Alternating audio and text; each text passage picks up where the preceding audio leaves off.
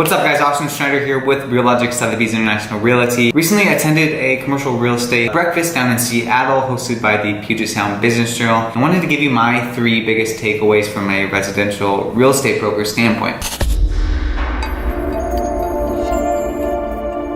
So the event was held at the Seattle Sanctuary. It was hosted by Puget Sound Business Journal. It was a fireside chat type of deal where members of the Puget Sound Business Journal sat down with the guest speakers. Guest speakers included Matthew Gardner, who's the chief economist over at Windermere Real Estate, Kevin Daniels of Daniels Real Estate, who developed buildings like the Starbucks building and Gridiron condominiums down in Pioneer Square, Ada Healy is of Vulcan Real Estate, Gina Phillips of WeWork Northwest, and Steve McConnell. A pretty killer lineup. I know I was really excited going into the event, and it was definitely something that I wouldn't have missed. And also, before I start, I wrote a blog about this, which I'll link down below so you can get the full details and also some more stats and some more information on what I'm really talking about. First things first that they were hitting on a lot was the apartment market. Are the rental rates going to sustain? We've seen a 50% rise in rental rates since 2010, and we're pacing at around 5-6% currently right now. Really, it's not sustainable. We had a huge growth in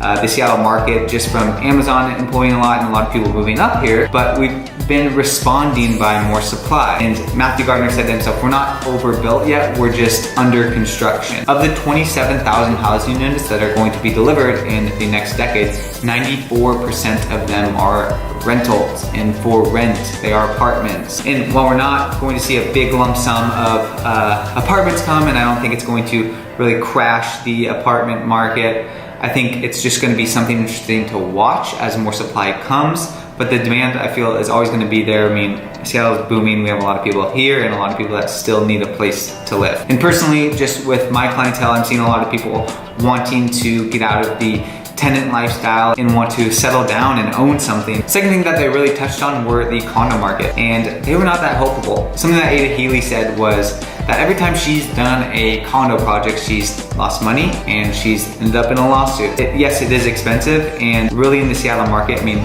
we don't have a lot of the developers that are developing a lot of condos, and really to justify moving forward with condos, these developers need to hit $1,000 a foot. So it's a little bit risky and it's newer to Seattle. But I mean, really looking since last year, our price per square foot on resale condominiums has risen 23% to around $861 a square foot. These are resale condominiums. And our new development that we have coming up in the Seattle area, I mean, Nexus Condominiums, they've essentially sold out and pre-sold their building, 391 units, and they're very much so over $1,000 a square foot. And even Insignia, which is a resale building downtown Seattle, which was built in 2015, 2016, they're seeing prices exceeding $1,000 a square foot. Another thing that they were really hitting on with the condos is that yes, there is a really big demand there, but they're not going to see a big flood of condos. I mean, right now there are only 57 new construction units to purchase until at least 2020. I mean, again, Nexus Condominiums, there's only 31 of the 391 remaining. Our firm is also representing Coda Condominium, which we recently had a reservation event for, and essentially 98% of them are already reserved. And a reservation event is essentially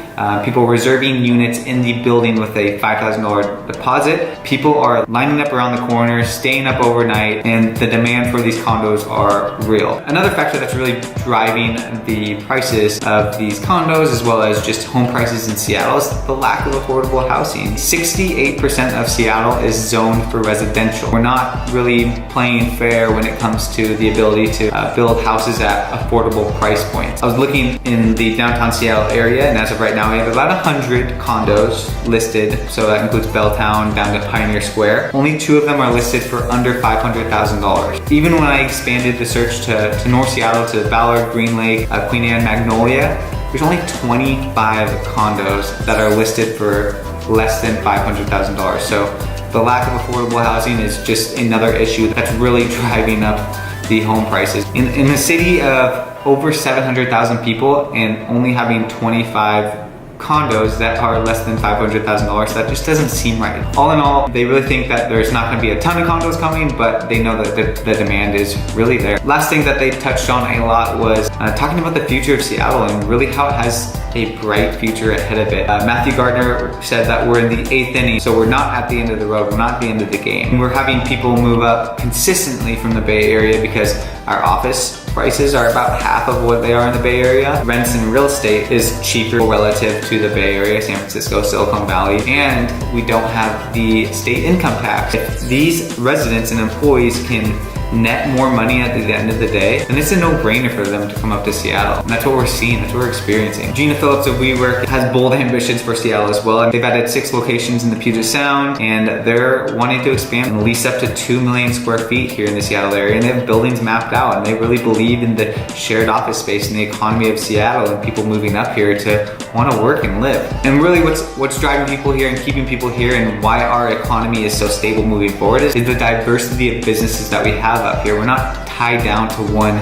vertical, we're not tied down to one company. The Amazons, the Microsofts, the Boeings, the Google that's expanding, Facebook that's continuing to expand up here. And in addition to these, we have all the startups that are moving up here and continuing to grow and making a huge presence in Seattle. I mean, since 2000, King County's grown 25%, and we've added over 85,000 people to Seattle. And job growth is really continuing to drive up the demand for real estate. And until the job growth slows down, the demand for housing is not gonna slow down. Our unemployment rate is less than 4% right now. So I think we're pretty set for a little bit. As far as Amazon headquarters 2 goes, another thing that Matthew Gardner noted was they're not leaving, they're just expanding. They've outgrown Seattle. They employ 40,000 people in the area with ambitions to hire 20,000 more. And he doesn't think that's gonna make a big impact on the Seattle area. His top 3 locations for HQ2 are Austin, Texas, Washington, DC, and Atlanta, Georgia. All right guys, in conclusion, there was a lot that was covered in this breakfast. These were just 3 key takeaways that I personally took away from it that I want to share with you guys. Pretty much all in all,